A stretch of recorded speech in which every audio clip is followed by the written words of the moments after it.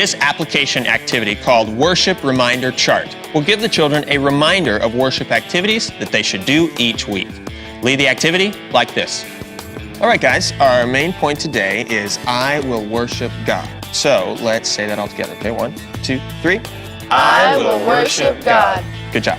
Now, we all know that one of the main ways that we worship God is coming to church to worship Him, but we should be worshiping God throughout our whole week, and there's tons of ways that we can worship Him.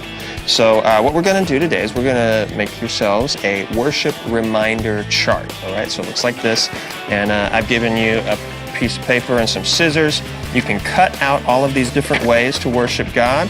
There's a bunch of them, and you can choose which one you want to put on each day. As you can see, each day has 3 blank spots. You're going to fill in those blank spots with the ways to worship God. So you guys can go ahead and start cutting those out.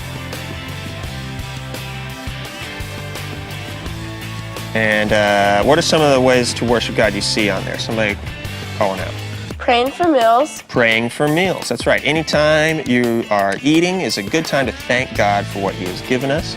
And that is also a way to worship God. What else do you see there? Going to church.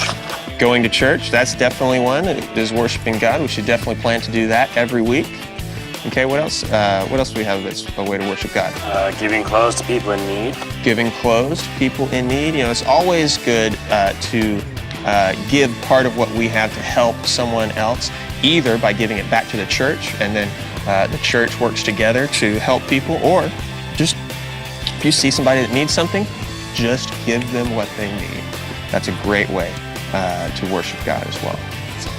All right, so just cut all of those out and decide which days you want to do which things, and go ahead and glue those on. Discuss the different ways of worshiping God as the kids glue them down to their charts, and then when you're done, go ahead and close out the activity.